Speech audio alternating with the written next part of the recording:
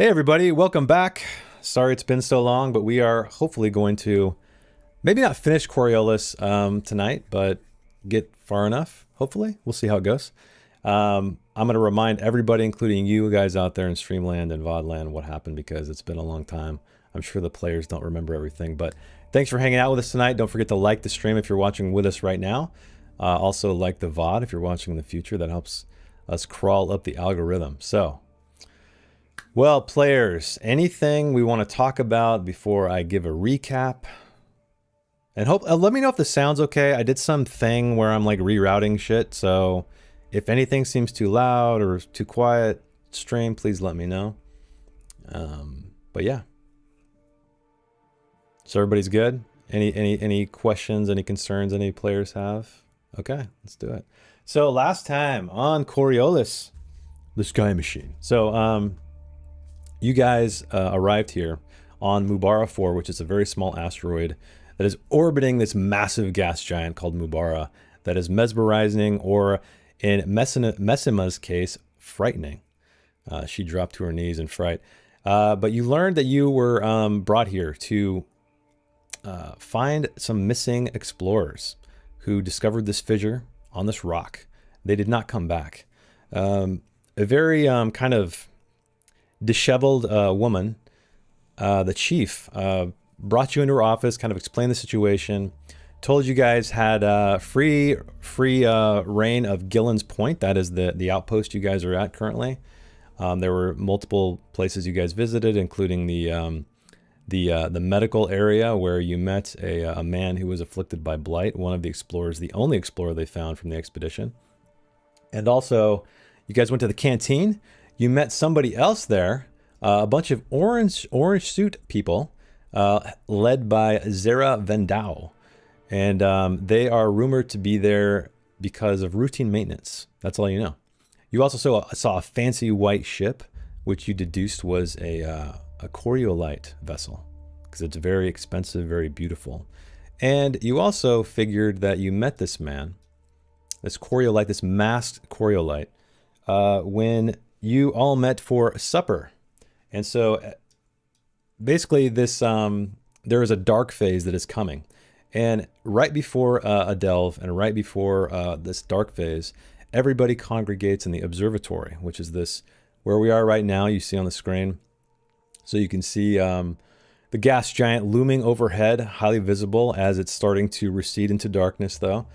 And everybody's had a little bit of conversation. You guys didn't get a whole lot of information, but right before we ended the last session, two people came to you.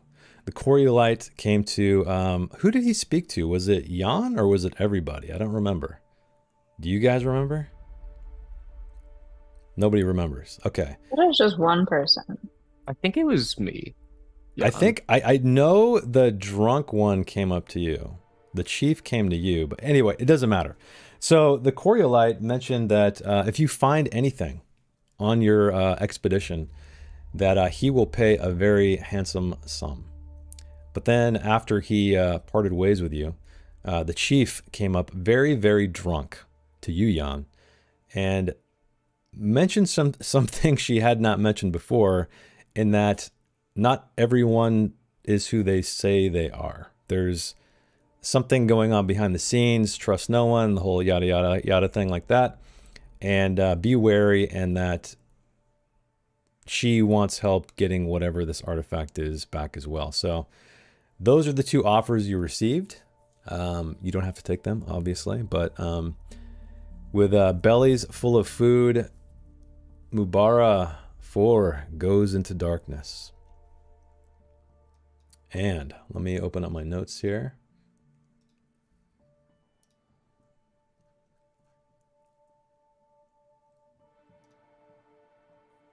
So you guys are next led to, unless there's anything you want to do before we leave. So there's the guests are around. They're kind of getting restless. They're finishing up. The cook is collecting plates and drinkware and so on and so forth. Is there anything you guys want to do before the next phase?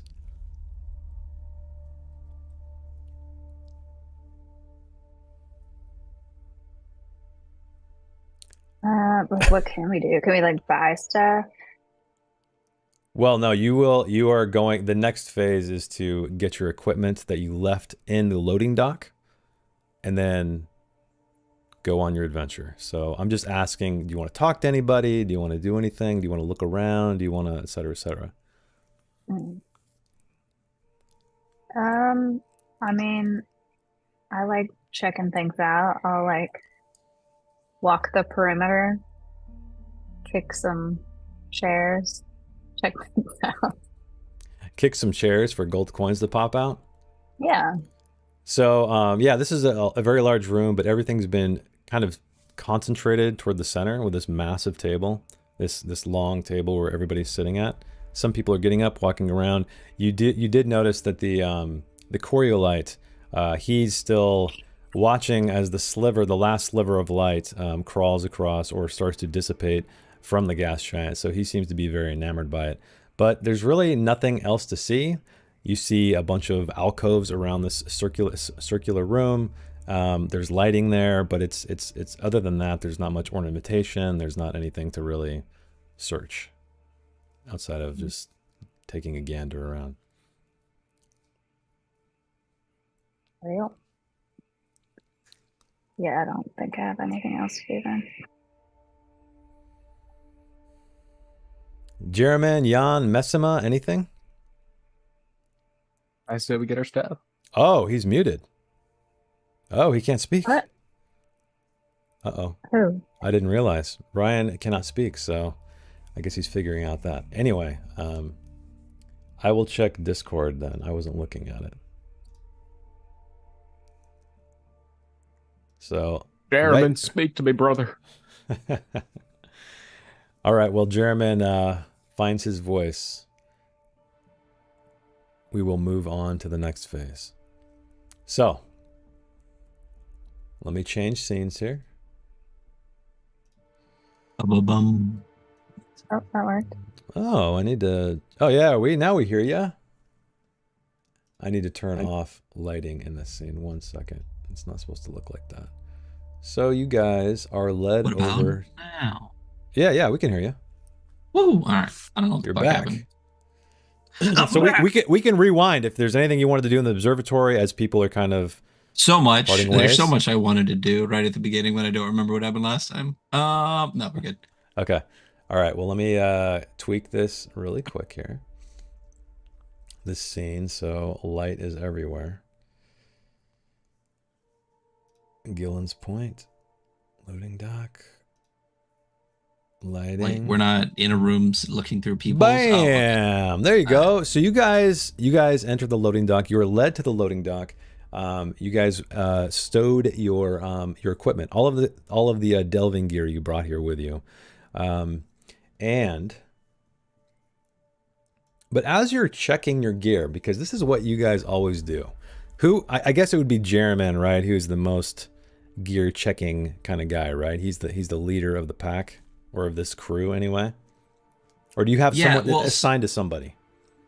So I think there's a couple of things within our group. So I am very like one bad thing happened before, so I don't want bad things to happen again. But I think it was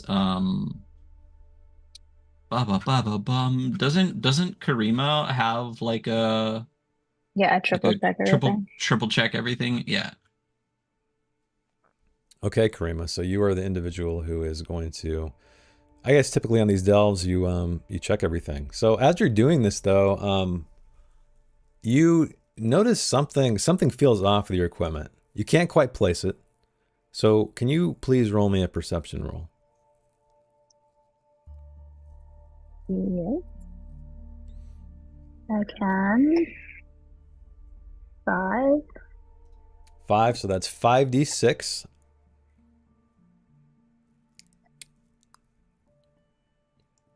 Okay, Great. yeah. What? That's not good, right? That's not good. You got 3, 3, 3, 2, 4. And yeah, I mean you can push the roll if you'd like.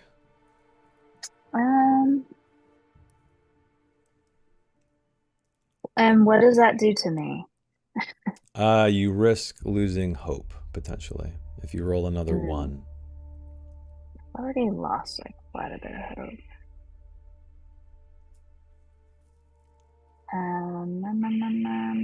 I feel like this is important. Now I'm gonna push it. I can get hope back, right? Yeah, that means you can re-roll any die that is not a 6 or a 1, which is all of your dice. Okay. Oops. What?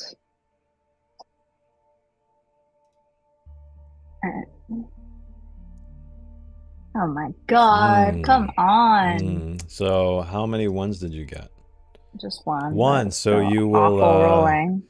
You're just kind of flustered because as you check your equipment, you can just at the back of your mind, you know something is off, you can't place it, and you get frazzled, and it is somewhat of a bad omen, you know, to go out on this delve without, you know, being 100% satisfied with your gear. So while you guys are getting everything together, though, you see 6 other prospectors. Prospectors come out of this back room, and there's a woman leading them, and she seems to have something in her hand. In fact, other ones do as well. They're almost holding them upright as offerings. And these look very similar to the other prospectors you've seen, Jan, as you were kind of keeping an eye out around Gillen's Point. And she stops in front of you all and says, "We know why you are here, and we want to offer you our gratitude and bless you in your endeavor. We pray you safely return with our comrades." And with that, she takes this medallion off her neck and she hands it to you, Karima. It is a necklace with a medallion from Mira. And to you, Jan, one of the other prospectors hands a commemorative coin of the founding of the 3 guilds. So these are the 3 guilds that were founded on Ship City. The Navigators, the Gardeners, and I can't remember the third one. Forgive me. And then so it's 1 coin? Or yes, 3 it's coins? 1 commemorative coin. It's a commemorative coin. It's like those kinds, you know, you order off TV. Back in the 80s. And then she brings to you, Jerriman, a book. And you kind of flip through it, and it looks to be a book of myths from the old horizon. So 200 years ago. And then finally, for Messima, one of them gives you another amulet from Mady Row in Ship City. And what these are, the functions of these items, they are called keepsakes. And I should look up the rules for that. I think they allow you to, you can use it to re-roll one. Pause 1 second. I will find it. They're like mementos. Yeah, they're like mementos. I just don't remember what they. You can use your keepsake instead of 1 hope when pushing a roll. There we go. And rolling 1. There we go. So yeah, these are just like disposable items, basically to aid you in that when you're pushing. So that is that. They just regard you all in silence after that, and disappear from where they came from. Then finally, you guys feel like you are completely geared up, ready to go. And Chief Calvanites, she seems a little bit more sober now, Jan. She's standing with her back straight, and her hair is kind of slicked back. And she looks to each of you and says, "Good luck and blessings of the 3." And then she punches a button next to this massive door, and it grinds its way up, judders upward, and a massive gale of wind blows into the loading dock. And out there beyond is just darkness, because now we are completely into the dark phase. As my hair's blowing in the wind, I'm gonna look to her and just kind of give her a as we walk. Okay. She seems pleased with that, as if maybe your conversation earlier, she might be taking that as a hint as to maybe you will take her up on her offer that she drunkenly spilled to you at supper time. So is this, so we are geared up and heading, are we actually starting the delve now, or are we just moving to the place where the delve starts? So you are moving to a rover now. So you're taking all of your equipment to a rover, and then it is about a 2 to 3 hour, where is it? Yeah, let me go to the next. I believe it's a 2 to 3 hour journey to get there. So if there's anything else you guys would like to do while you're standing here in the loading docks and this wind is just billowing in, but you can see your rover sitting out there ready to go. Otherwise, we can move forward. I mean, we are in our delving suits. Correct. You guys are in gear. So that's the one thing I failed to mention last time. So on your character sheets, you have delving equipment, like your armor, all that stuff. It's not like normal fantasy games where you're walking around and you're wearing all your shit. So that's why you brought all of your gear to this area, and you only use it when you actually would use it, when you're going on an expedition down in a place where you'd need protective gear like this. So just so you know. But yeah, you guys are all geared up, ready to go. Okay, so if nothing else is going to be done, we will move forward. So you guys, again, make it out to your rover, you pack your gear up, and you head off across the very dark landscape. You do see a couple of prospecting rovers in the distance, mere specks on the horizon. You can barely see them, just little flashing lights as if they're doing some kind of work out there. But that's pretty much it. You're kind of engulfed in this silence. You just hear, with the exception of the whirring of the engine and the tires as they take you across the surface. But it is kind of a reassuring presence. But thankfully, the gas giant is no longer visible. So Messima, you are a little bit, you're feeling quite a bit better now. But as you guys are making your way there, you feel a strange vibration. Kind of pops against the rover. So it's like kind of smooth riding with just this steady vibration, this hum, and then something hits, and something hits again. It feels as if you're moving over even more rocky ground, more treacherous ground. And then all of a sudden you hear a cracking sound below the rover itself. Yeah, go ahead, Jan. I'm going to hold out my electric lantern and look down at the ground as we're going. Okay. As you look down at the ground, you see that your lantern hits the rocky gray surface of the asteroid. But then right in the middle and separating is just blackness, as the earth beneath you is just splitting in half. And so, tell me right now, who is driving this rover? Who is the driver? Did anybody have, I assume it'd be the person that has like any skill whatsoever in It'd be agility. Navigation or anything. Yeah, basically driving would be an agility attribute or agility skill. So whoever has the highest agility. But I'm rolling poorly. But maybe That's I got all pretty my good. bad rolls out. Yeah. I mean, no one has any talents in like anything else, right? Like there isn't like a driving talent or anything. I don't believe so in the pre-gens. Wait a second, I got something. I can't be taken by surprise. Does this count? What do you mean? What does that mean? No, She saw it it's a coming. Sneak There's attacker. crack. She was like, oh no. You have a sneak attack skill? Yeah, this crack is sneak attacking me right now. This Pick up crack. that landscape, you know.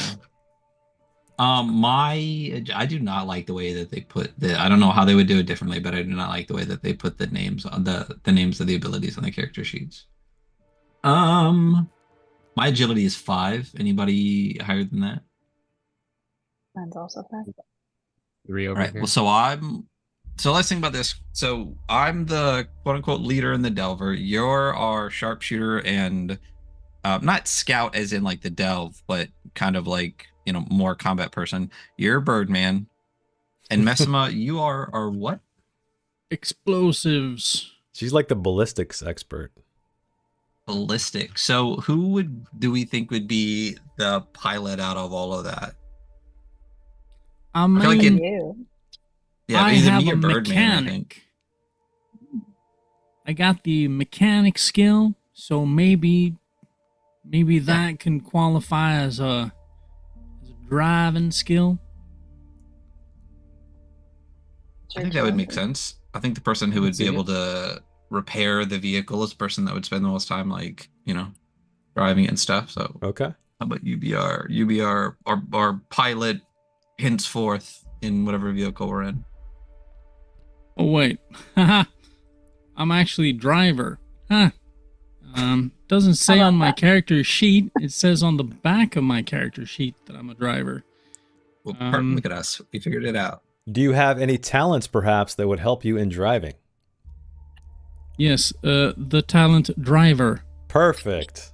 Nice. Okay. And what does driver give you? The talent driver gives me 1+ die to agility when driving ground vehicles. Perfect, man. That You'd seems think that they did this on purpose or something. So I'm rolling 5d6. Okay, so hang on. Okay, Well- you got a success, but let me explain what needs to happen. Getting a little roll happy. So yeah, you are the driver, Messima. As this, I'm guessing, Jan, you probably alert him of this massive fissure opening up underneath the vehicle, just in time, I guess. Oh yeah, plenty of screaming and shouting. Plenty of screaming and shouting. Flailing, okay. dude. Okay.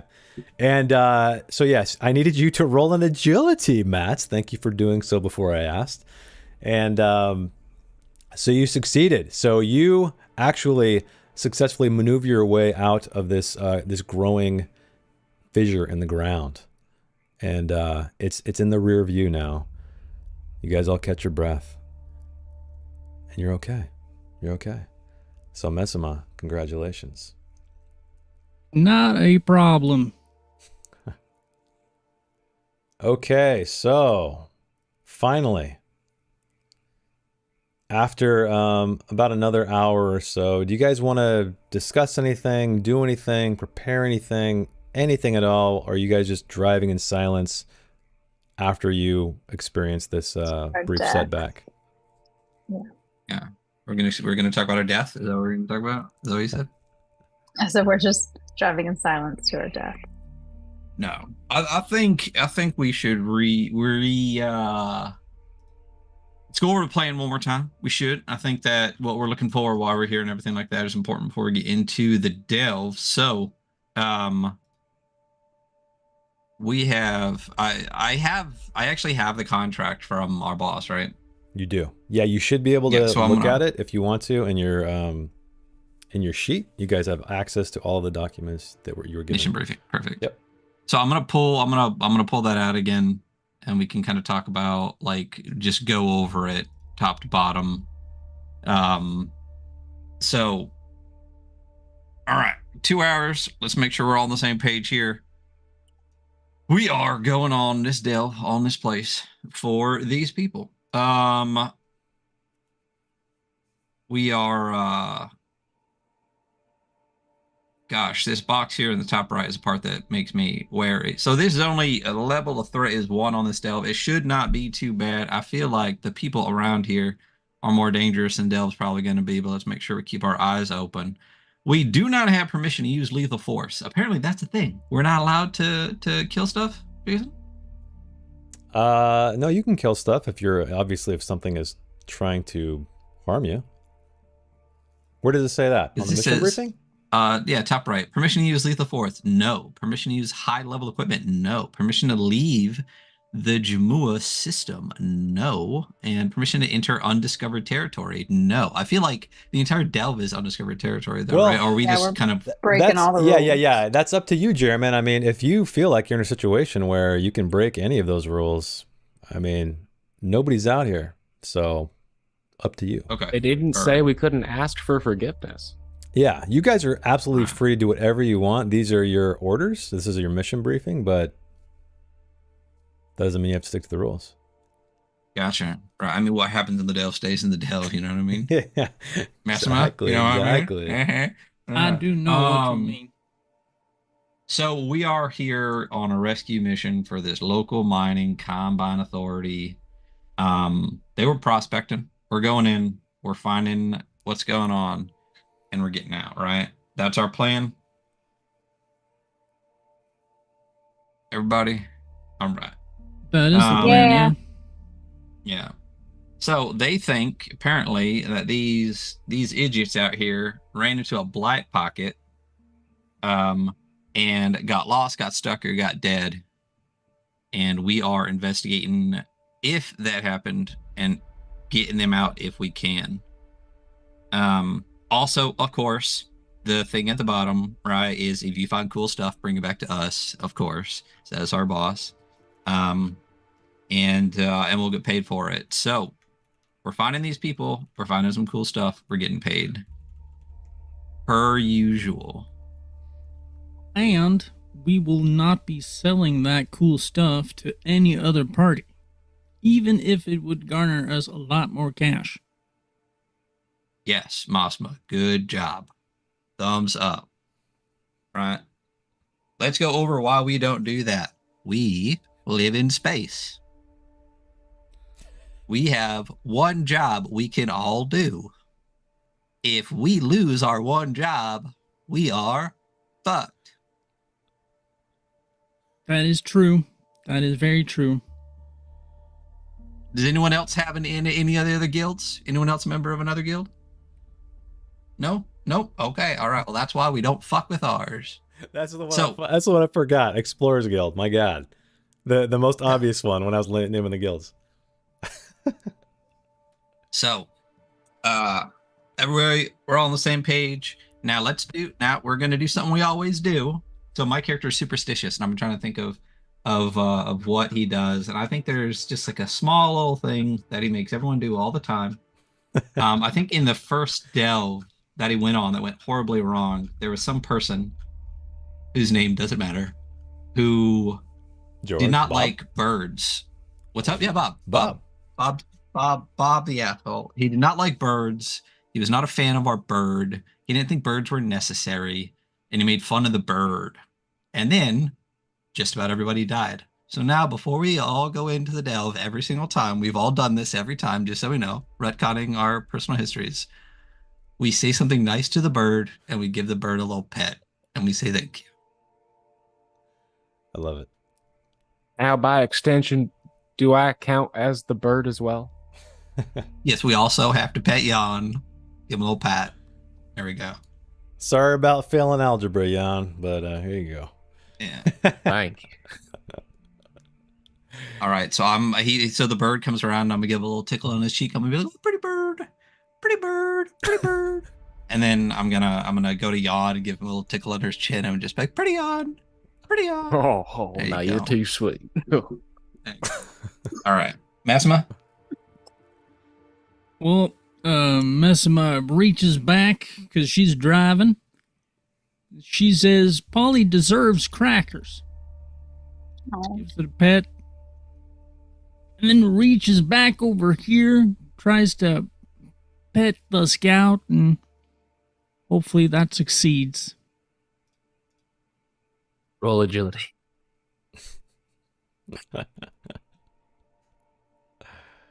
Roll agility. you've got a lovely singing voice. And then I'm gonna pat the scout. You do too. Well, thank you.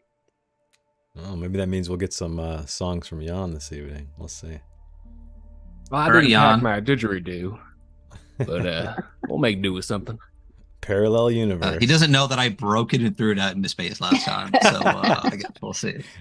You said he Jan? ran away for summer. There was. He went to live on the farm. The didgeridoo did. Jan, say something nice.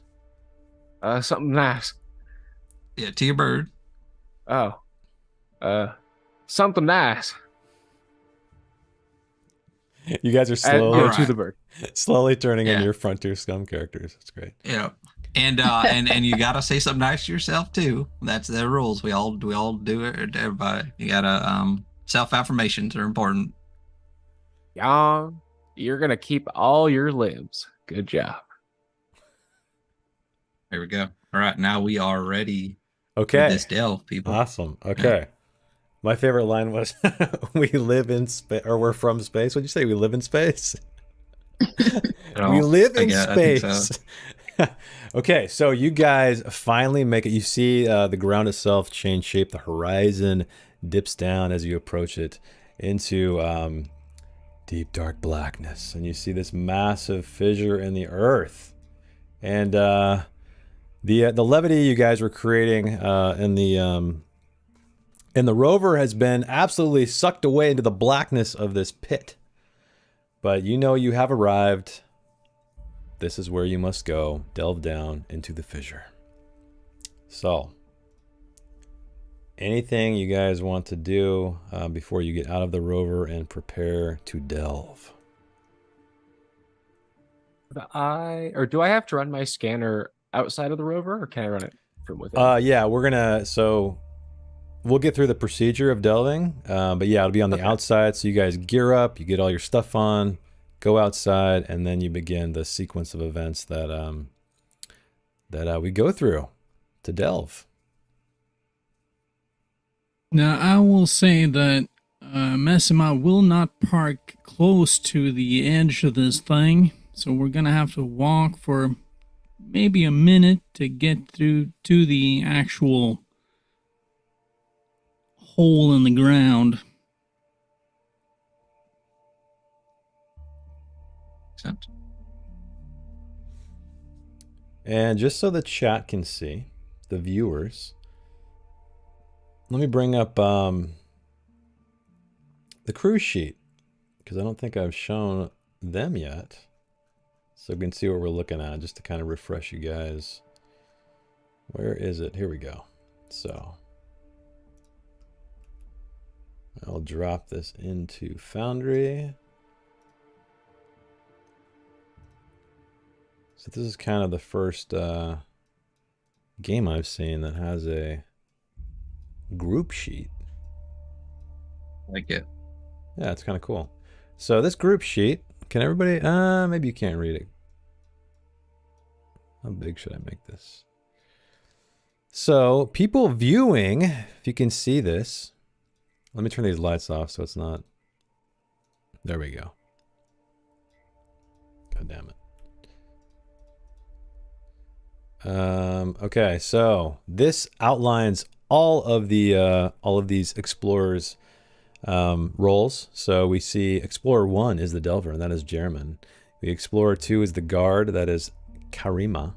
Explorer 3 is the Burrow, that's Messima. So Ballistics Expert, Delver, and I guess the Muscle? I don't know. Someone who keeps an eye out for anything that's amiss that might need to be shot at. And then finally we have the Scout, Jan, who is going to, he is the bird's companion, well, he's the bird's companion. So Tarek, our little bird, who is the canary in the coal mine, he will listen to anybody's commands. But I think, Jan, if you command the bird, you get bonuses, which is nice. So outside of that, you see the bird's abilities here. Let me move it up a bit. Oh, there we go. So we see here that the appearance of this bird, I believe it's in his character sheet, but it's gray golden feathers, black beak with golden patch, 4 wings. That's cool. 3 extrusions on its head with eye-like patches. Weird. So these are very exotic looking birds for sure. So he's impervious to blight. That's a key thing to know. That is why these birds are sent down into the depths. And they are, according to the quick start rules, the lore so far anyway, they have some kind of mysterious relationship with the blight that is unknown. But all of these explorers have learned to use them as companions, I guess familiars, tools, whatever you call them, to aid them in their delving. And so here's all of the other, just so you know, Jan, I would keep an eye on this on your side. I'd get that sheet that I dropped in the chat, just so you know if you need to do any of this stuff. So they have an attack, they have a telepathic connection, which exchanges feelings and premonitions with its companion, which is you. Raptor's Call, aid an attack of a crew member, a clear blight, clear all blight from one location for one shift, which this could be incredibly useful if you guys are in a bind. Scrying Eye, so see through the bird's eyes. Okay, so I guess if you would like to use that ability, you can see through the bird's eyes. So I know earlier you're asking if you could see creatures or people or whatever. It looks like yes, but it costs points, because one thing to note is this bird has, where is it? I think it only has 3. Oh, here we go. Energy. So energy, that is the cost, or that is the HP, the magic points, whatever you want to call it, the mana of this bird. So you have 4 points, and you can see here that attacking, telepathic connection, Raptor's Call, actually the first 2, sorry, are 0. But then once you do Raptor's Call, that's 2, Scrying Eye 2, Clear Blight 1. So you're gonna have to manage the health. So these aren't just abilities you're gonna be able to use whenever you want to. And at the very bottom of the sheet, the crew sheet, is the supply. So this is marking all of the supply. And as I mentioned off stream with you guys, but the stream and the people don't know here, is that the supply in this game is kind of abstracted. So rather than having an inventory full of just like, oh, here's my light, here's my oxygen pack, here's all of this stuff, here's my pickaxe, it's all just kind of clumped into one item, and that is supply. So this crew right now has 34 points of supply. And the way supply works in this is when you delve, it takes supply. When you search an area, it takes supply. When you get into a combat, it takes supply. When you, there's many things that take supply. So it's this constant thing that you are trying to manage while you are going down toward your goal. So do I go check that cool shiny thing off in the corner, even though it costs me 1 extra supply, or do I not? And granted, there are ways to find supply on delves as well. Maybe there are, you know, some of these explorers left behind equipment that you can procure, you know? So sometimes there is rewards for, or there are rewards for taking a risk. So there you go. That is the crew sheet. And like I said, Jan, everybody actually, I would keep that handy, because I did not quite. Actually, you know what I could probably do is I can just make it right now. I'll just call it crew sheet. So it's everything's in Foundry. So And, can I ask a question while yes, we're doing this? Of course you can. All right. So on Messima's sheet, it says 36 supplies. Correct. But Well, on let me the, look at Messima really quick here. But on the crew sheet, it says 34 in total. Now, I know for a fact that we've got about 80 supplies with us. Where do you see your supply at? Gear. Under gear, it says 12 supply 3 Oh, times. 12 supply. 12 supply, 12 supply. Oh, that's interesting. So the way supply works in this game, yeah, it seems like they didn't count right. they're missing 2, because supply in this game is, you guys have to carry it. It's just not like this shit that isn't counted toward inventory. And the way it works in inventory is that for supply, take 1 inventory slot. So, or actually no, it looks like you have 12 supply per. Basically, sorry, when you take off 4, it takes off 1. So that's why in your gear, you can, as you are going through supply, you're opening up inventory slots because someone has to carry all this stuff. So we'll just say you have 36 because, yeah, it seems like they miscounted. Good catch. Maybe those 2 extra supply will be of use. Okay. Wait a second. That's right. Well, no. So where are you seeing that you have a bajillion supply? It's in his Under gear. Now, Jeremy has 20 Oh, no, supply. no. Sorry, you're right. You're wrong. I mean, so Yeah, it's I was gonna say, I 12 count supply 34. total. It's 12 supply total. And then it takes, so remember I said 4 units of It's supply? it's 3 Four- rows for 12 supplies. Correct. So 4 units of supply. Take 1 inventory slot, so times 3 is 12. So you're carrying 12. If all of you guys look at your character Got it. sheets, I'm assuming you guys, some of you anyway, have supply as well. Is that Yeah. true? So Okay. I'm looking at. So Jan has 0 supply on his character sheet under gear. That's 0. All right. Yep. Massimo has 12. Yep. Karima has 12. That's 24. And Mhm. I have 10. That's 34. There you go. So they did count right. Forgive us, Free League Coriolis designers. That is our fault. But yeah, they're right. So yeah, that I think Matt's, yeah, you're reading that like, oh, it's 12, 12, and 12, when actually it's 12 total, and it takes Yes. 3 slots Well, to carry 12. I am reading it 12, 12, and 12 because that's what it says. Oh, yeah, I get Really, you. come at me. Come at you. You heard that. He lives in Sweden, Free League, so you can find him. All right. So now I think it's time, unless there's anything. Did you guys exit the rover at this point? You've done all of your superstitious kind of thing. So you guys are standing out there. You're wearing your mask because, again, the air is somewhat difficult to breathe. You're just being pelted with grit as these winds carry the rocks, the sand over the surface. Now it's time to get into the delving procedures, everybody. So we're going to take this slow because this is our first time playing, and to hopefully inform everybody who watches Take it how slow the in your game first works. time, you know. You gotta do it. Is that our first dirty joke of the evening? I think. Man, Ryan, you're slacking. Usually you come out swinging, but congratulations. Well, I mean, Jess, don't just look at me. Jess is also one of the perpetrators of Bring me this. into this. Honestly, it's mostly just her. Nah, not lately. Okay, let me bring this up for the stream so we can get, you're not in the loading dock anymore. Okay, so the first thing we must do in the procedure.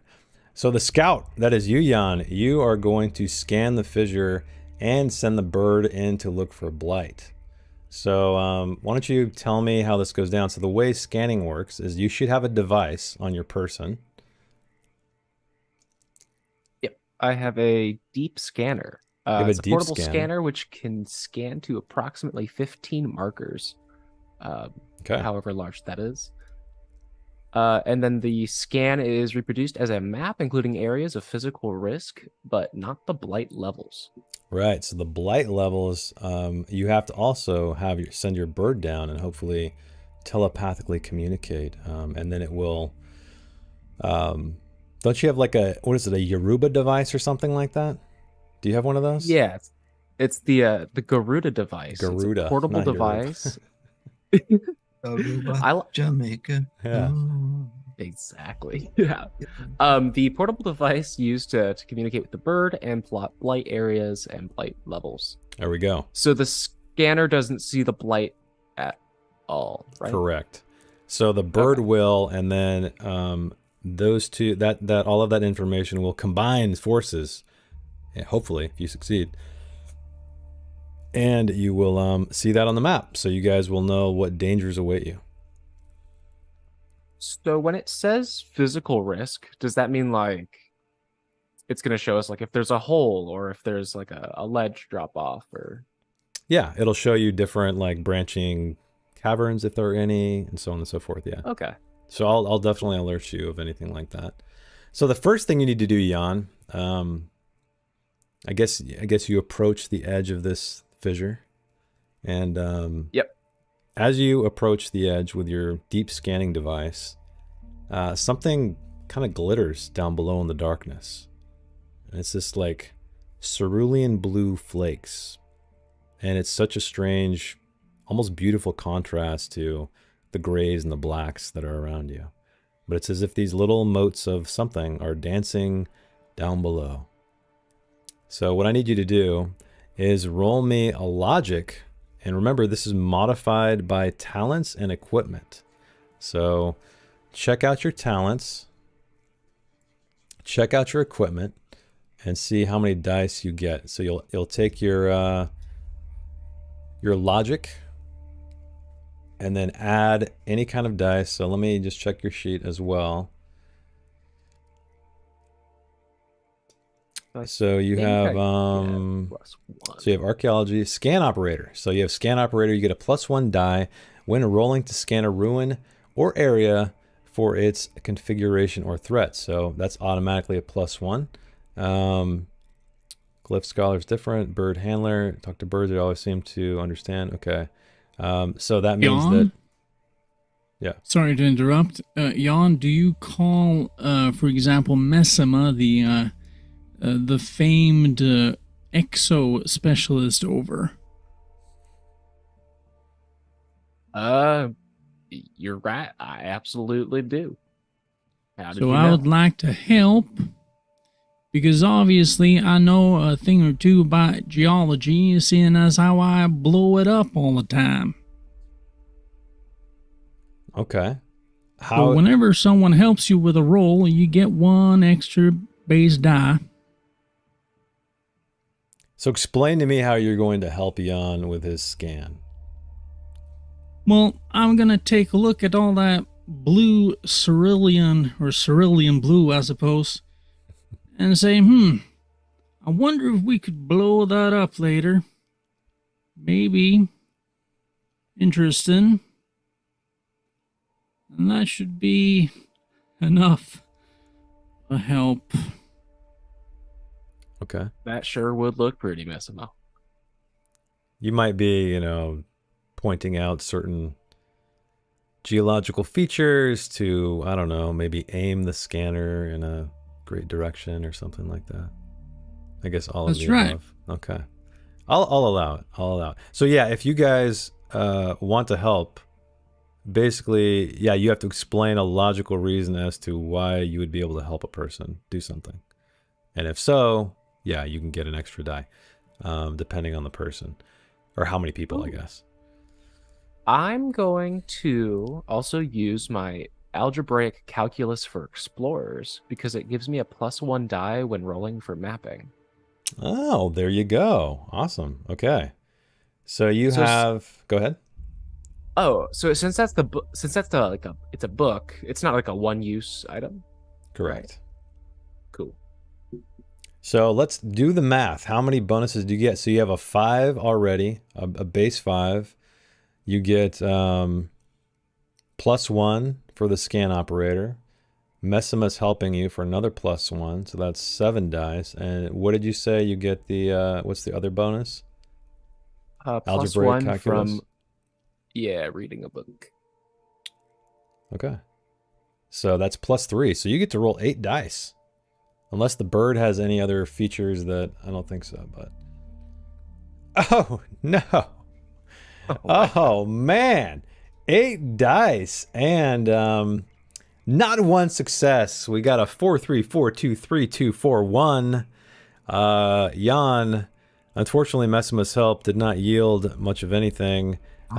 Something like something with it. There's a disturbance out here. You don't know if it's the creepy blue flakes dancing down there or just the interference with the crazy wind that's just blowing through this area. But your scanner glitched a little bit. Would you like to attempt to push the roll? Yes. Okay. I'm gonna damn scanner's gone kaput. I'm gonna smack it.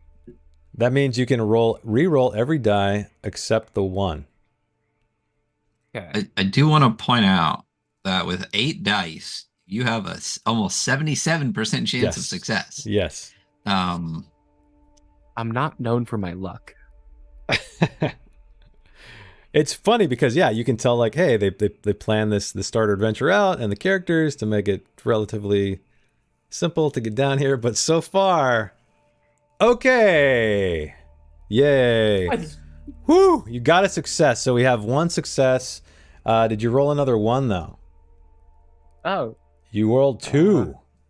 2 ones, meaning you are going to suffer 2 points of despair.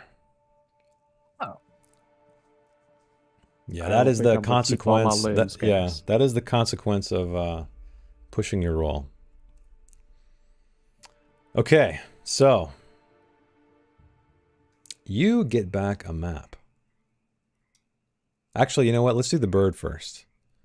So the next thing is you are going to send the bird forth using insight, modified by talents to scan for blight. So yeah, just check your insight, which is 6, which is pretty damn high. And then any kind of bird helping stuff. Bird handler. +1. I would say you get a +1 for bird handler. Does the bird itself offer any kind of bonuses? I have bird candy that gives me a +1. Okay, you can use bird candy as well. Too. And then Bird candy just sounds like the name you would give to what birds leave behind. You know, because like you crack it open, the soft part, and then inside's that crunchy little like rat skull or something, and it's just yummy. You know. Yeah, I like it. Yeah.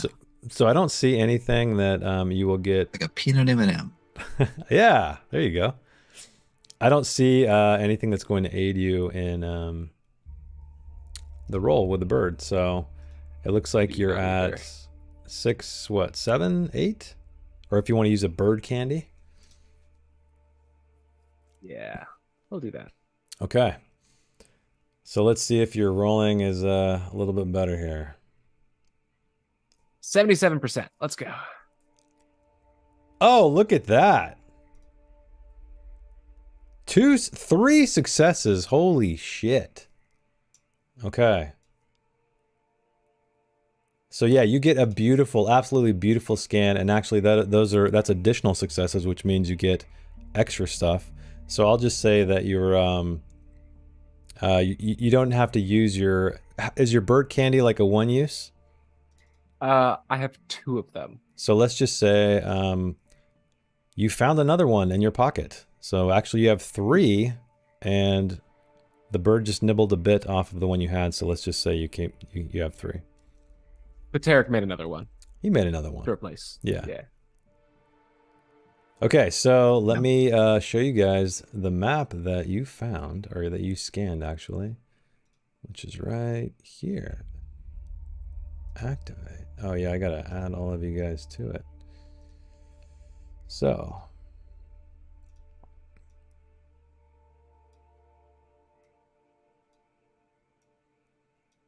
And Jan's probably right at the corner here. Let me move this guy out of the way. So this is the map, everybody. This is what you received. And you'll note that, so the way this works is when you are moving your way down this delve, every unit, every square is how far. So when you roll, what's going to happen next is Jeremy is going to roll to navigate you guys down here. So for every success, he moves 1 square. So if you got 3 successes, 3 squares, and so on and so forth. The little numbers that you see on the side are the blight levels that Tarek reported back to you. So you can see that there are no blight levels closer toward the surface at the top. And then right around here, where there's kind of this strange V shape, there's 1. That's when things begin to get more perilous. And then way down here at the very bottom, you can see that we're suffering 2 blight points per unit of travel. So And the way blight works in this game is if you pass through multiple areas of blight, you will just suffer the highest one. So it's not cumulative, meaning if you moved from here, this work? Yeah, if you move like from here to here, you're not suffering 2. You're just suffering 1. Okay. But it's per movement though. Correct. So we only suffered 1 here, but then we went through like the next 2 spots, we would be at 2 then. Yeah, so let's say you went here, you'd suffer only 1 rather than like 1 and 2. And from here to here, you'd only suffer 1 again. Or if you just made it to this far, you'd suffer 1 more. It's kind of like wherever you land, not the added up amounts of blight as you go down. But we can keep going through it as we go. All right. So now that Jan is clear what he needs to do when scanning a delve, we will go next. Delves down here, guys. So next, the Delver, who is Jeramin. He is going to lead the way into the fissure. So why don't you tell me, Jeramin, what are you doing when you prep this crew? You seem pretty happy with Jan's scan. The bird has delivered its information regarding blight. What do you do next? What equipment do you take out? How do you prep this mission? Well, let me tell you about my equipment. Number 2. So, well, first I look at this wonderful scan and I give the bird a little pat on the head and I give Jan a little pat on the head. A little wink at Messima. I know he helped a little bit. And it doesn't. Is this map a depth map that we're looking at? Correct. So this is down, not across. You're going down. Yeah, you're delving down. Yeah. Space spelunking. All right. All right. Well, I'm gonna look at the map, see that it's a pretty wide, but not too bad on the way down. I feel like we're gonna get out our pitons. We're gonna get out our got these boots with little pointy bits on the front. You know, we strap up all of that. Looking at this, I'm gonna go through the plan. We're gonna go down on this side over here. It seems not quite as steep as the other one. We'll make it about here. We'll do a little drop down to about here and regroup once we get to this kind of area right here. So, okay. Yeah, I'm just gonna lead the way. I'm gonna call out any like loose rocks, try to break some off as we go, make sure it's kind of a safe path, and then just kind of like guide people down across the good holds and whatnot. Yes, Marshma. Okay. So, oh, good. So I got this here winch, and it gives us +2 dice when digging. No, not digging, when climbing. Now, I don't know if how far down that winch will help us, but I imagine the entire way. So this is a cool, a winch or 2 in my day. Just because you're saying like what exactly are you guys doing? So this is a cool piece of art from the book where you can see it. It is a lot like spelunking. You have somebody holding this cable down, leading somebody else, and you see a little bird up top. So presumably this would be Jeramin leading the way down.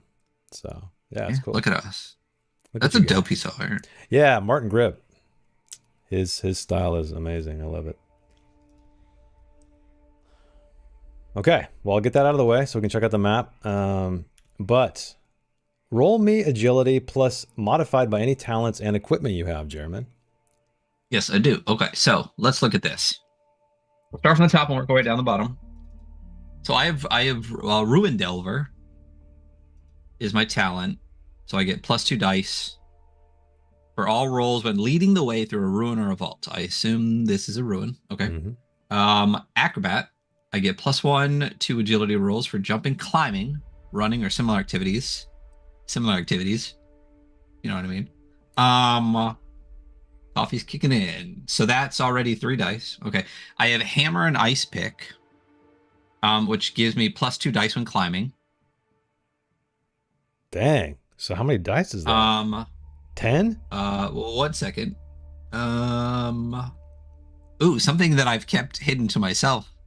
But didn't bring up last time everyone was doing their drugs.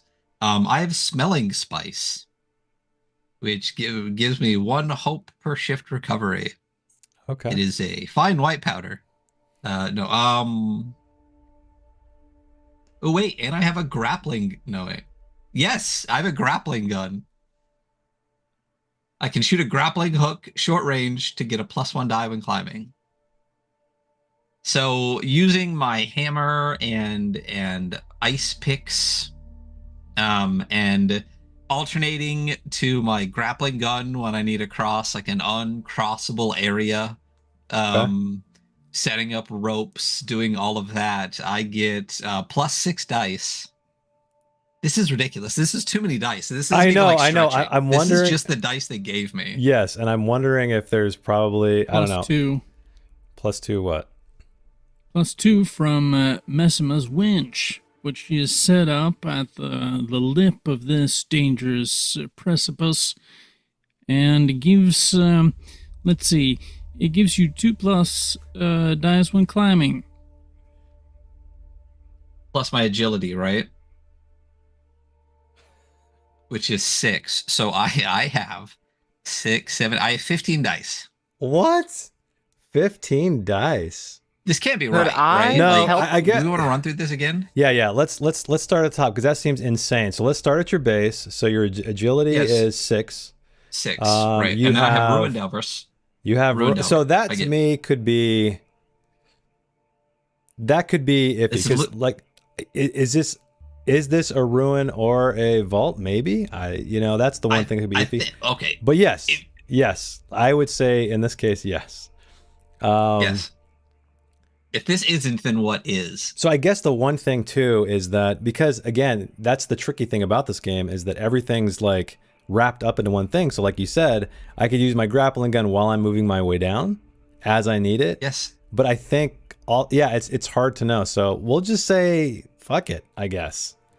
So that's 5, 6, 7, 8, and then you get what else did you say? Your gear.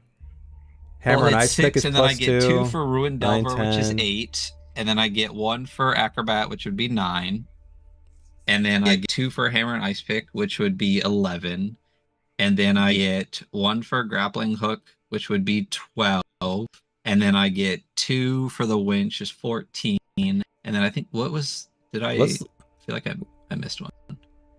1, 2, 3, 4, 5.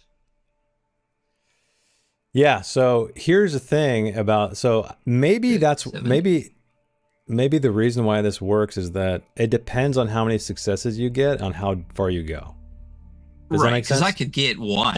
You could get if you only get 1, you guys are doing down 1, right? And every time, the idea is to hopefully get pretty far.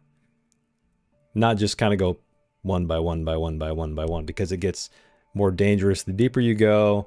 Also, there's things you're going to encounter, perhaps. So, I just roll the bag of dice. I mean, hopefully, somebody in the comments, maybe Free League themselves, will be like, "Yeah, you guys did this wrong." But anyway, Might be 8 Before instead you of 9. roll, I have the archaeology talent that gives +2 dice when trying to understand ruins. Did we say that these were ruins?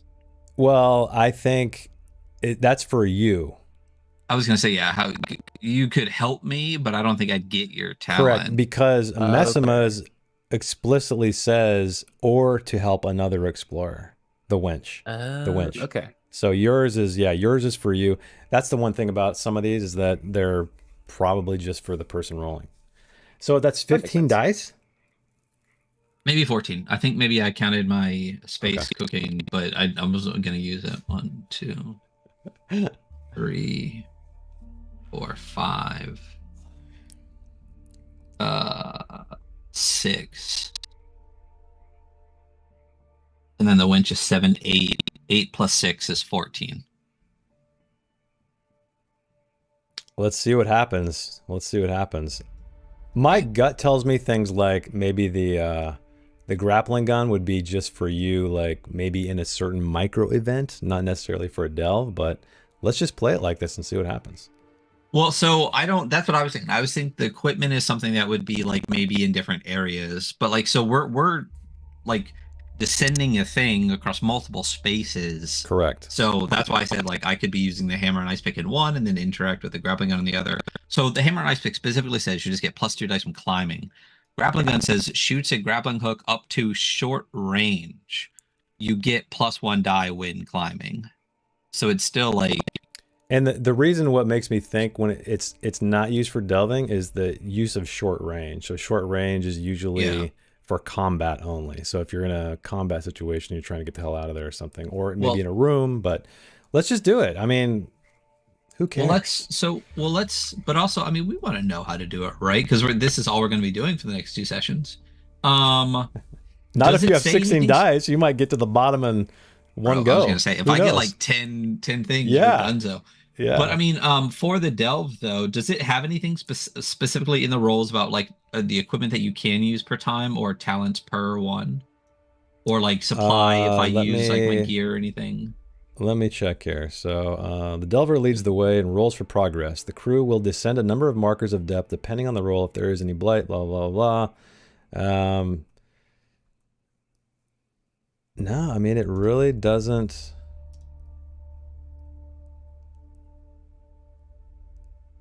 Yeah, and then you take off supply. The number of points equal to the depth delve will be used up. Repeat this process, and you know, until you get where you want to go. So yeah, I don't see anything. So delve modifications. It says equipment variable. Yeah. So down the hole, variable, I think talents. That's me, right? Down the hole, roll using agility in any appropriate talent or equipment. Every success is progress. Yeah, I mean, as far as I read it, I get to roll 14 dice every time we go down here. Ooh, since we failed that first scan, we have to try again. So we tried again from a different vantage, but we must delve blindly at least one marker. Oh, look at us! There we go. Good job, Jan. So first blind delve. So I get -2 on agility rolls, and we have to use double the amount of supply used. Ooh, okay. So yeah, so it'd be 15 -2. 14. So we're only at 12. Okay. And we have to use double supply. All right. Okay. So 14 D6. Who's keeping track of supply? Who's our supply guy? Nobody wants to be the supply guy. Somebody should probably keep track, and then so we can Jan's got a off. Bird, so I don't think he should do. Well, no. He's supply guy. Aren't you looking at the team sheet anyway to use your bird? Yeah. You can do it. Unless Jess, you said you wanted to be. You know what? Guy. Yeah, I mean, I want to be, but I will be. I can just make. You do notes. triple check everything. I could just make notes as you guys go. It's fine. I got a notepad up here, so we'll just do it that way, and I'll let you guys know where you are. So you're at 34 total right now. Okay, so 3, let's 4, do 5, this roll. 6, 7, 8, let's 9, let's 10, 11, delve 12. blindly. 12 D6. Oh man, I can't even tell what the hell any of that is. I gotta look at that. Oh, you know what's crazy? I only got 2 6s. Wow.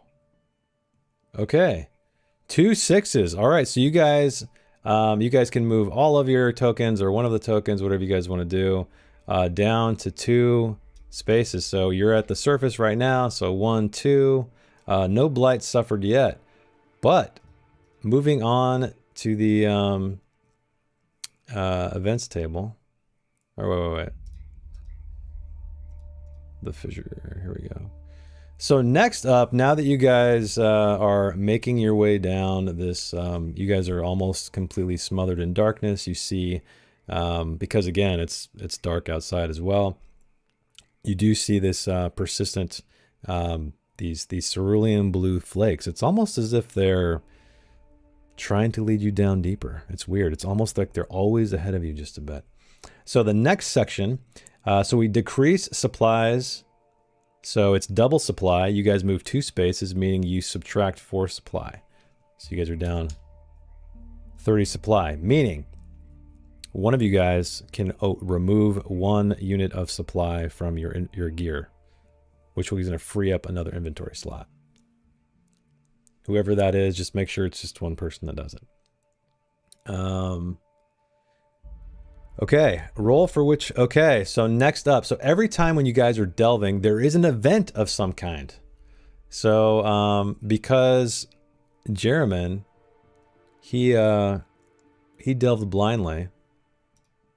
Why don't you roll? So why don't you roll me a D66? So that's a D6 and a D6. So regardless of success or failure, things happen as you delve into unknown places. So what'd you get? I got a 46. 46. All right, let's see what happens. Okay, the descent has been tough, but suddenly feels a bit lighter. So even though you're delving blindly, you feel more free. Your movements, the load on your backs are less intense. And suddenly gravity shifts completely. And you're all floating. Strangely. And some of this cerulean blue flakes kind of just drift up. And every push against the wall sends you tumbling. Like a flower releasing its seeds, you float in different directions. So you guys are like 0G almost. And you're kind of just, what the hell is going on as you float down gently? Okay. So, you guys have made it 2 markers down. You guys did not suffer any kind of injuries, danger, anything like that. But this is very, very strange that you have completely feel like you've lost gravity entirely. So, next, because we've already scanned, we know the blight levels, we know the map itself. So we're just going back to Jeremy. So Jeremy, as you guys are floating strangely, free falling, but slowly, how do you proceed further down into this this strange fissure? So well, are we like floating like the moon, as in like we'll still settle down eventually, or are we like? Yeah, it's probably going to be floating temporary depending on what happens next. Yeah, so you guys are kind of like, yeah, no, you're descending. So you guys kind of pushing off the wall like a guy in a spaceship 0G and making your way down. Yeah, you guys have control of your momentum. So. Okay. Yeah. Well, I mean, if we suddenly do that though, like I'm not gonna completely just be like, all right, fuck it, because it could turn off at any time. But I definitely think we should. I mean, I'm gonna take a couple like bouncy house bounces. You know what I mean? Like you got to. You got to enjoy this moment. If you guys ever want to RP, do anything for every single one of these delves, I encourage it. If you want to, you don't have to, but feel free to do anything you'd like, because that's the time. Well, this is why we do it, is how Jeremy feels, like the strange, the bizarre, but this like beauty to it too. Like I love the idea of us all just kind of like losing our gravity for a second and like floating, and like I would definitely laugh a little bit, like push somebody, like the cerulean is like sparkling as it like flows up around us and stuff, and I like look at my team, and that's the overwhelming sense I get, is like, this is why I do this. Like these are the moments that like, that you remember, is like the team kind of floating around and the sparkling blue and whatnot. Yeah, I picture you guys floating down there. You get like catching each other, going like, wow, this is not a bad start. This is crazy. Good. Okay, cool. Give me some of that leaf. Yeah. Hey guys, this is fun. Remember those guys that may or may not be dead? Well, they're gonna have to wait for a while. Also, are there bigger chunks of crystal floating around? Oh, you want to try to grab one of these flakes? You bet your ass I do. Okay, yeah, they are definitely flying around. Again, they're flakes, so they're very small. They're not large. But yeah, you try to grab, and all of a sudden it kind of just goes out of your hand. Mysteriously, almost dancing around it like a firefly or something. And every time you do it, it seems to have almost a consciousness of its own.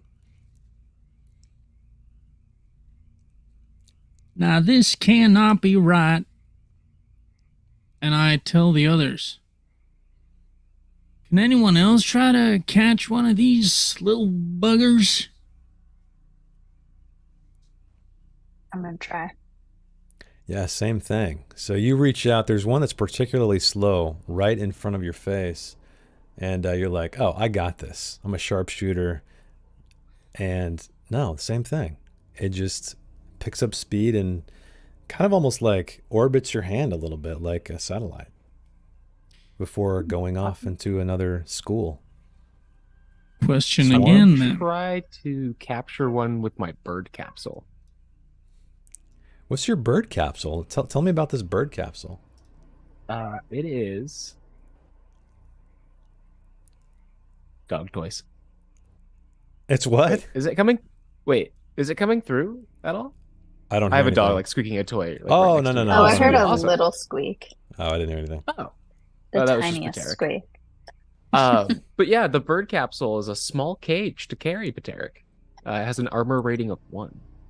Okay, I would say this is a cage though, so you can't really. It's gonna have bars or something around it, not necessarily like.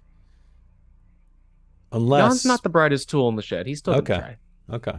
Yeah, you do the same thing, and the strange thing is though, you open up this cage and you put it inside, and it almost hovers exactly where Tarek normally does, and it kind of moves around this cage as if it's inspecting it before just flying out between one of the bars.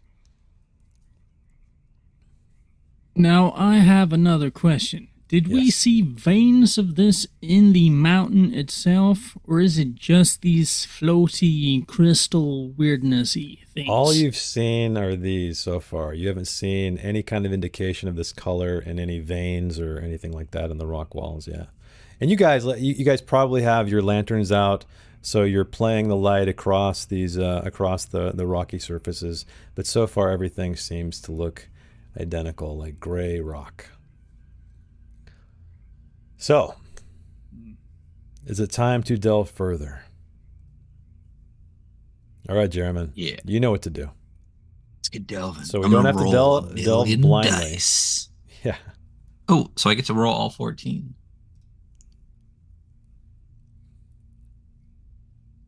Click, click, click, click, click, click, click, click, click.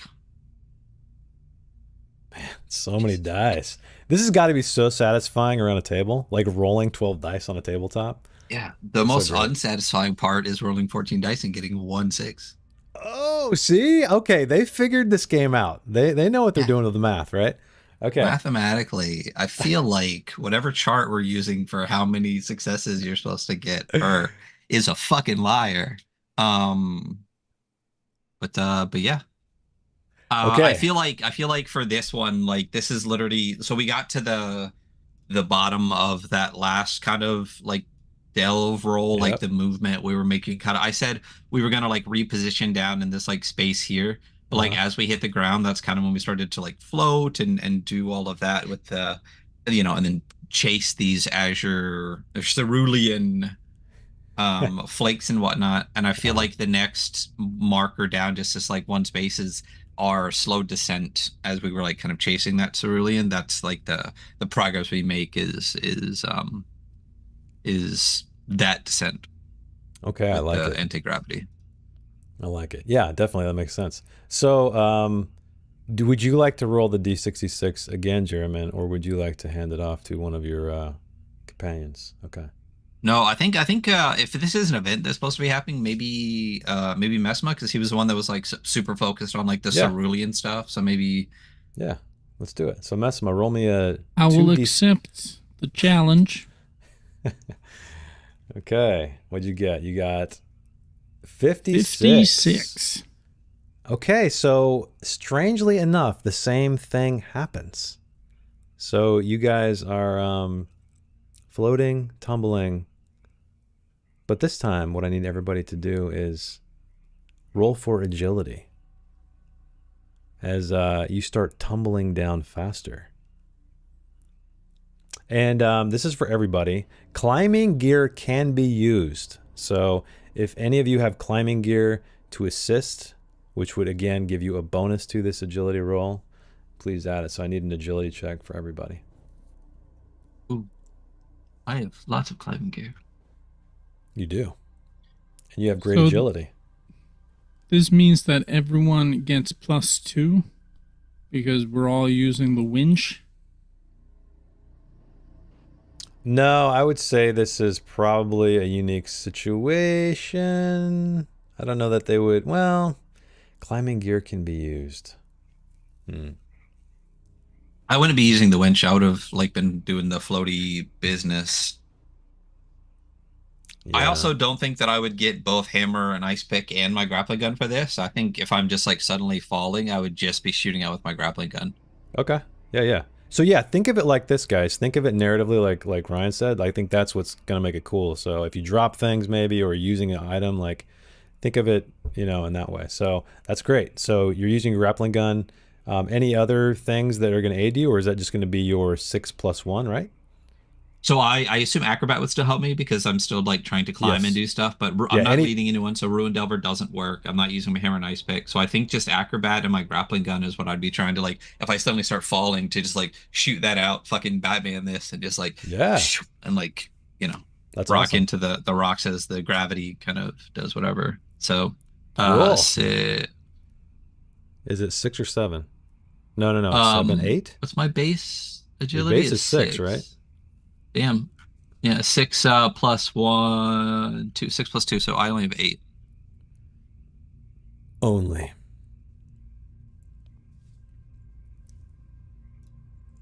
Two sixes. Okay. 2 successes. Right. Awesome.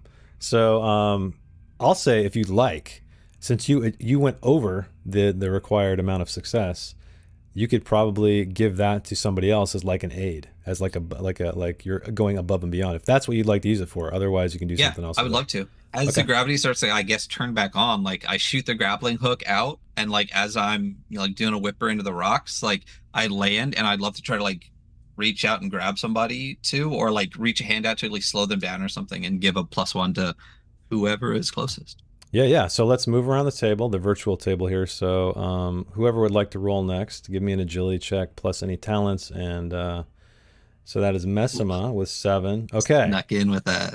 So I'm guessing that you're gonna want to use that extra die.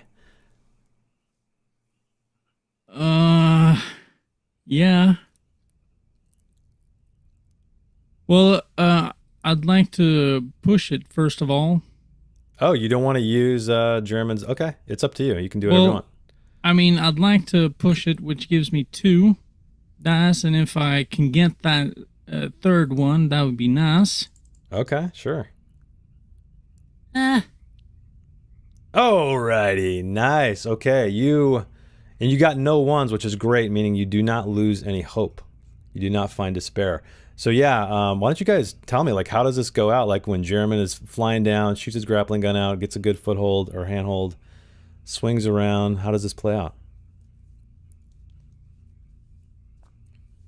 So Messima is going to use her pickaxe, but she obviously misses. It just skids against the mountainside. Take my hand. Like I turned to the Darrow. Yeah. As she like hits the ground, whatever, and is like bouncing down, I think that's when she's like kind of slowed enough that I could reach out and just like grab on and kind of like, be holding her against the wall before she's able to smack a pick back into the rock and kind of support herself. Nice. Okay. So Karama, thank you, Daddy. There's the daddy.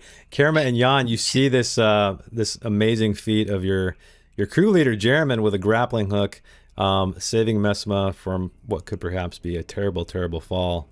One of you guys, or both of you guys, need to roll as well as you're plummeting down this fissure. So I rolled my agility. It's a. Oh, you already did. Rolled 3. Yeah. So I got a 6 and then a 1. So I think that's just a normal success, right? Yes. So you are good. Cool. So yeah, you how does Jan find his way? So instead of keeping Pateric in the bird capsule, he's actually been kind of just sitting on my shirt collar. Mm-hmm. So as I'm like slowly falling towards the rocks, it's gonna kind of look like he's helping me glide down, like flapping his wings. I like that. Yeah. I like that. Okay. It's like a Disney cartoon. It's like, no way, the bird can do it. I'm the Mary Poppins of delving. Yeah. All right, Karima. Why don't you roll agility and let's see what happens here. Okay. Extra success too. So is there anything else you'd like to do? Fancy flourish? Yeah, I'll do a front flip. A front flip down. Wow, that's pretty crazy. Okay.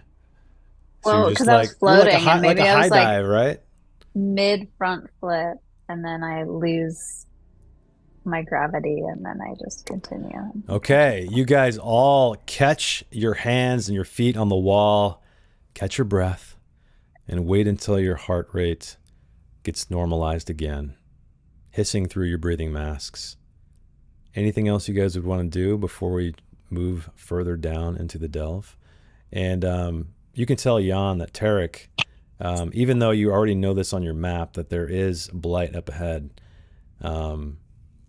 As possible as it is, you know, he's your companion. He seems a little bit uneasy because he knows you guys are getting closer.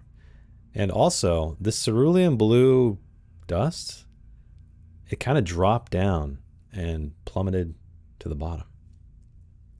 So you don't see it floating around you anymore. Was it floating prior to the gravity turning off, though? Yeah. So it was, well, I mean, you guys kind of like hit, you know, you guys lost your footing or whatever and started tumbling down. Gravity took hold and then you caught, and then you see it just kind of like whoosh, keep plummeting to the bottom and disappear into the darkness. So, you guys are free to do anything else you'd like. Otherwise, it's time for another roll from Jeremy to go further down. I think I want to just check our gear, make sure we didn't lose anything, make sure that all the, you know, cinches are tight and everything's solid too. Make sure everybody doing all right. Everybody good. Yeah. Yeah. Feeling good. All right. Couple pats on the bottom, you know. Yeah. And all right, let's keep on keeping on then. All right. Another agility check from Jeremy. So what all am I using again? Is it, what was it, 12 dice or 14? 14 if I come from 14. somewhere. If I'm using the hammer and ice pick and the grappling gun. Oh, I forgot to mark one use or one supply. So you're at 29 supply. Yeah. I'm gonna tuck the grappling gun away for a little bit right now too. I want to be able to have that ready to use in case something like that happens again. So I'll just use the hammer and ice pick and mid-game mode again. So I'm gonna only do 13 on this. Oh, okay. Oh, are we still winched up, or did our fall get the winch away from us? I mean, I used the winch when I rolled last time. I feel like I'm unwinched. I'm gonna kind of be going off here. 1, 2, 3, 5, 6. So just 11 for me. Okay. I like it. Narratively changing the odds.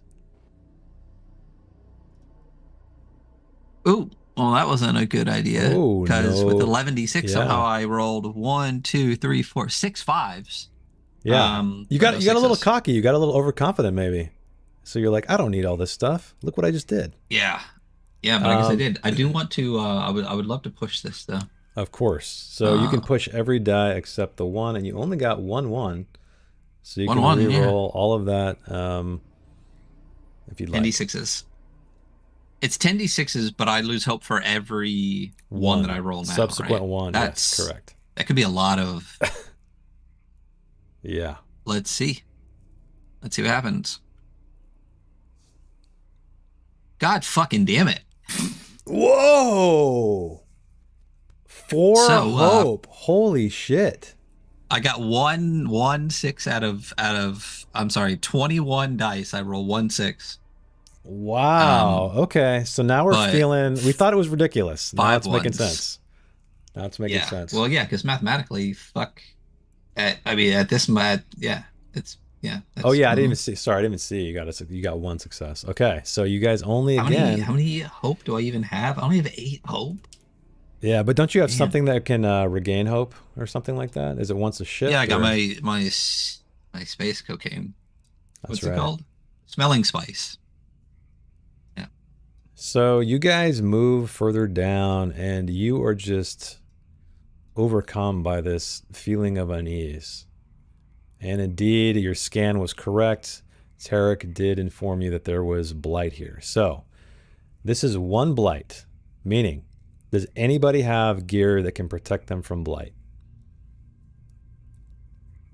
Yes, you do? Okay, anybody else? It's usually in your armor, and there's usually a value associated with it. You might have gear as well, or talents as well. Okay. So add all of those up, and the way this works is if you have, let's say, 2 protection, plus 2 or whatever it is, you'd roll 2 dice. And so all you really need to do is roll 1-6, which might be difficult if you're only rolling a couple dice, but that will mitigate this this blight. Or you will take blight, which is heart.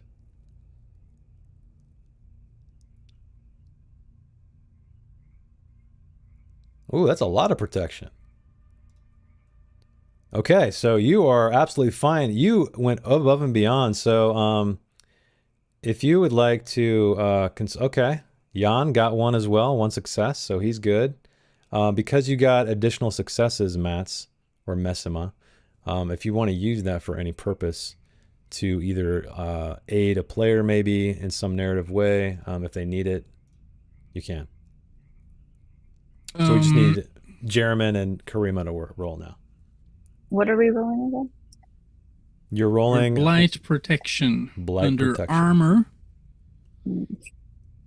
All right, so I'm gonna pat down respectfully, obviously, Karima before she rolls. Oh, She gets to roll 1 more die. that's Okay. good. Let's make it a 6. Oh. Okay. All right. You guys have pretty good blight protection. I'm surprised. I thought it would be less than that, but that's cool. What am I what's the total that I'm rolling again for So- blight protection? Whatever you have on your person, which is usually some kind of armor, like let me look at your character sheet, and that will Yeah, patched protect you. exosuit. Yeah. So how much? What is the value of that? What is the blight protection? The armor rating is 4. Yeah, your blight protection is 2. Okay. So do I put that together and roll 66, or do I just do 2d6? No. Or what's... You roll whatever 2. that. Just 2. Yeah. Damn. Well, that's awful for me. Can I, because I rolled 3d6 Yes. or 3 6s, can I do the same for Jeremy? Sure. I will allow you to use that other 6 for Jeremy, so he can add a 6. All right. So 3d6. You son of a bitch. Okay, so you guys suffer 1 blight each. So Karima and Jeremy, which would be your Good heart. So yeah, unfortunately, yeah, you feel this like unnerving sensation as you move further down. So Feel lighted. guys- yeah, and you guys are at a branching area, so you do see right here. There's like a rocky passage kind of leading upward to the side, but it seems to end in darkness. You kind of train your lights up in that direction, and it looks like a collapsed wall or a collapsed ceiling. Question. Yes. Now that we're in a blight area, is there any like physical signs that we're in an area of blight? For example, frost. Oh, you don't see anything just yet. All right. Yeah, it's pretty light blight. So whatever is causing this disturbance, you don't quite sense quite yet. We took 1 blight or 2 blight, 1 blight. which is -1 heart. It's basically the blight. See the numbers on the map? So every time you hit one of those, or whatever one you land on, I should say, is how much blight you take. if you Okay. fail your roll for blight protection. And it removes a heart Correct. or a health. No, your heart. Yeah. Yeah, despair removes hope, blight removes heart, and then physical damage removes your health.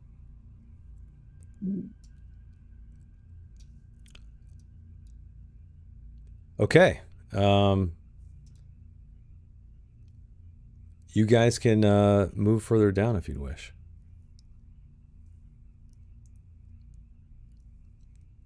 I do wish. Okay.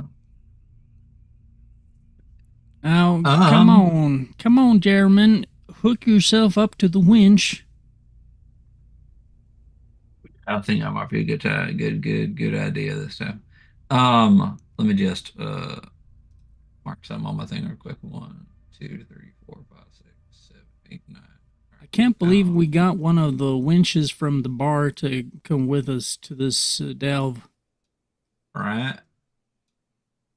Oh, and I forgot to mention an event has to happen. So somebody needs to roll a D66. Well, since Jan's not here, why doesn't Karima do it? Yeah, I was gonna say she got blighted. All right. So just 66? 2d6. Oh, 2d6. I'm rolling so good. Okay, not bad. Okay, 56. 65. Oh, 65, sorry. 65. Okay. Yeah, you guys make it down okay. Yes. With the exception of the blight, of course. Cool. Okay. So why don't you roll me, Jeremy, another delving roll, agility roll, and we'll see how far you guys go now. Okay. 13 because I'm winched up now. All right.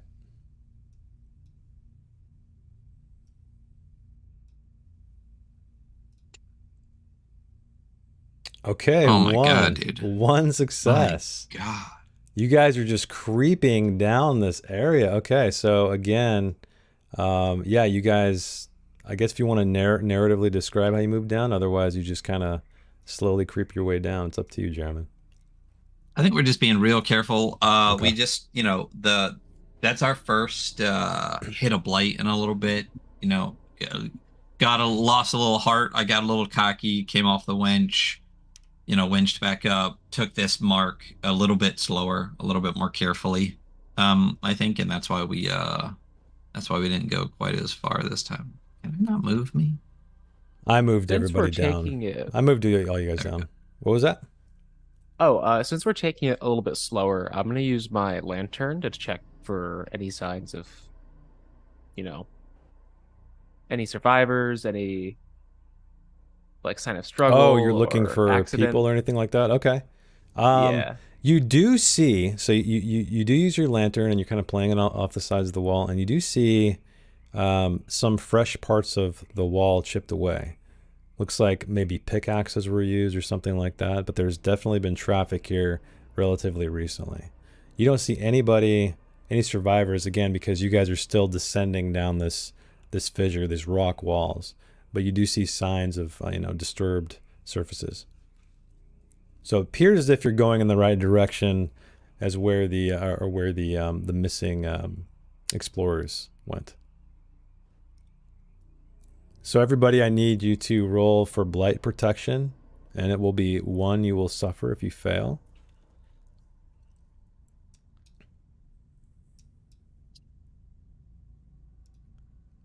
Okay, Messima, you're good. And you have an extra success, so if you'd like to use that in some awesome way, feel free.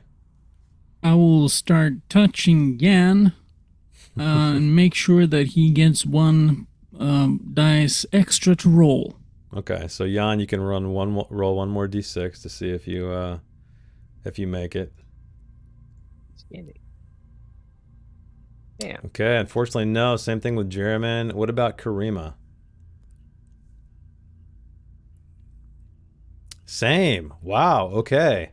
So maybe it's just morale is dropping as you guys are slowly creeping your way down, but this blight seems to be overtaking you. And I need somebody, I guess it would be Jan, to roll a d66 for me, please. So it's just 2d6. 65. The same number. Okay, so despite the loss of morale, you guys keep your handholds and your footholds huddling together in the light of your lanterns. So nothing terrible happens. We lose really? heart for the light check, right? If we fail. It was what? Heart? Oh, correct. Yes. Okay. Sir, we Yes. may not have the same event happen twice. Mm. Well, this is a... Oh, so, okay. Do you want to roll again then? Good call. Sure. I guess we'll make it interesting here. All right, so you got 32. All right, let's see. Okay. Actually, what you find... So when you're shining your light around, Jan, actually, let's tie this into the narrative. You see something strange on the walls. It's like this... It looks organic. It looks like a dark moss. As you're passing by, your light is almost bringing it to life in a way. And then a cloud of spores shoots forth from it. And it sticks to the faceplate of... Who's our guard? Karima? Right? So yeah, you see this. Jan is like kicking a hornet's nest basically with his lamp or his lantern. And yeah, these spores come out from this moss from the wall and just whoosh, stick to your visor. And I need you to roll for agility and any kind of anything else you might have that could assist you, I guess. I don't think I have anything. Like you have any Windex or anything, maybe? I don't know. Yeah. I can use my metadose. Medidose. Metadose. Okay. That's not... Yeah. Okay, so failure. Okay. So unfortunately, these spores make your entire suit sticky. You like throw your hands to your visor and then pop them off, and then you start to descend, and it's slowing everything down. So the failure. Am I Spider-Manning at this point then? Yeah, I mean, you guys have to kind of like climb your way down. But like a sticky hand. Yeah, but this is going to slow your descent. So you're going to lose 1 extra supply and take 1 blight. So I will allow you to do a blight check if you'd like. You guys are down to 25 supply. If you want to try to resist the blight, perhaps.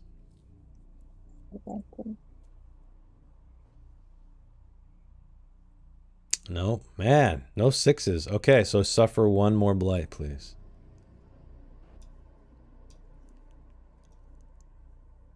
All right, as despair blankets the party or the crew, Jeremy, are we pressing onward? Yeah.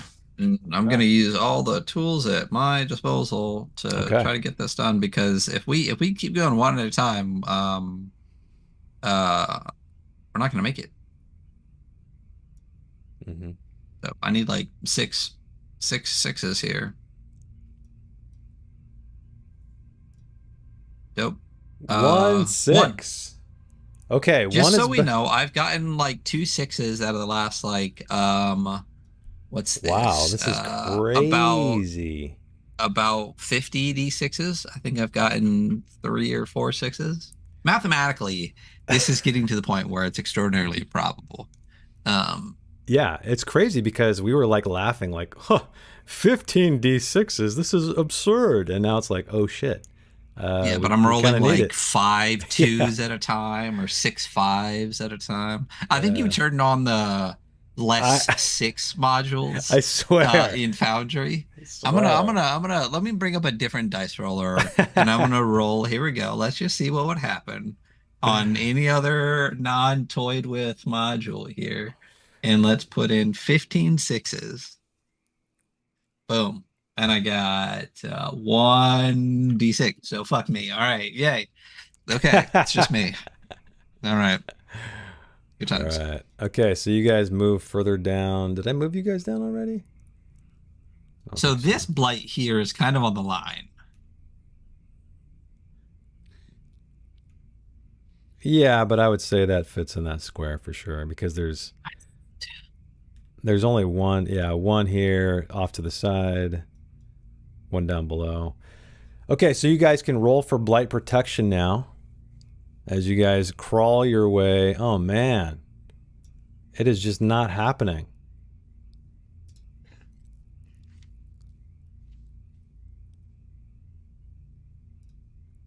Okay, Jan got a success, so he's okay. He doesn't suffer anything. Looks like Jeremy failed. Oh man, Karima. So again, take blight, and then I also need somebody to roll me a d66 to see if anything happens as you guys creep forward one more depth marker. And I think maybe this will be the last one, the last check we do, unless you guys want to do one roll before we call it. It's already 9. What happens if you lose all your heart? You become broken. Did you lose all your heart? Not 2 more. Okay. Yeah, we'll explain the broken by blight if we get there. I rolled a 15. Okay. Oh, wait. Sorry, you rolled a 15 for what? Oh, for the 2d6. Okay. Yep. All right, let's see what happens here. Okay, this is for you, Jan. Jan, as you guys are creeping your way down this fissure, you thought you saw what looked like a red light above you. And the only colors you've seen down here pretty much have been the cerulean blue flakes and the black walls, the black-gray walls, and that's it. But you swore you saw a red light ahead of you, above you. And then you see it again. And you see several red specks moving slowly, as if they're descending. But then they're descending towards us? But then they disappear altogether. And you kind of rub your eyes and wonder, did you see them at all? So what I want you to do is roll me perception and any kind of anything you might have to aid you.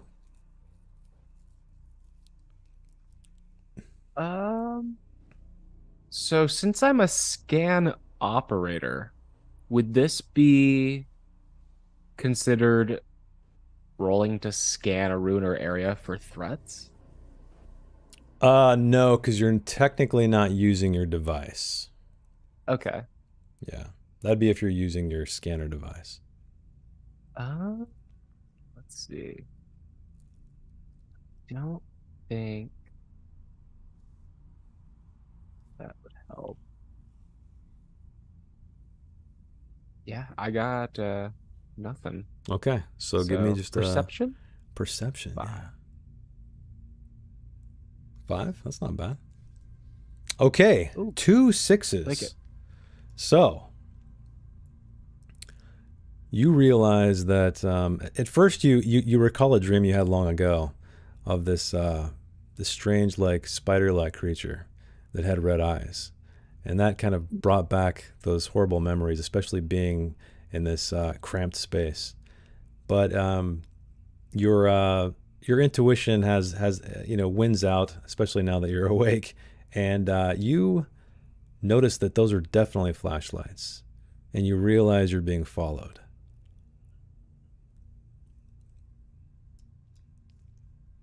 I'm going to turn off my lantern. Okay. And tell everybody else, kill the lights. We're being followed. And then I'm going to point out the direction where I saw the lights and see if they show up again. Yeah, so these lights were pretty far away, like very, very high up, like mere specks of light. And yeah, you kind of train up there and you don't see anything else. But you are definitely positive it was not a figment of your imagination. How would I be able to estimate how long it would take for them to kind of like climb down to where we are at this point? So you got, how many successes did you get? You got 2, right? Yeah, you got 2 successes. Yes. So I will tell you how many lights you saw as well. So you saw 4 lights, 4 red lights. As far as how long it would take to get down, that's really tough to say. If they're going at your pace, probably a while. Okay.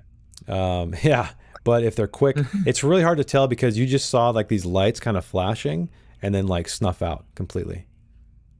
But you saw enough of them to see you can get a solid count. It's again difficult to see how long they're going to take. But you guys now are on the lookout. Do you guys want to do one more delve roll, or do we want to call it here? I think that's a good cliffhanger good? right there to Okay. know that we're being followed. Yeah. So as Jan informs you guys of this, and the lanterns go out, we will fade to black in Coriolis the Great Dark. Thanks everybody for hanging out with us, watching this long. Thank you if you're watching in the future. And yeah, the plan is to play again next week, Tuesday or Wednesday. Now, I think it might be a Tuesday. We'll see how it goes. But anything for the weekly scroll you want to mention before we drop, Ryan? I don't think we've got anything crazy going on. This month might be a little bit quieter. We got a Thursday episode. We might double it up and do a Friday because we've missed the last 2 Thursdays with just illness and stuff. So maybe we'll do that. We'll be here Thursday. Cool. All right. Thanks again, everybody, for hanging out with us. And we will see you next week with more Coriolis.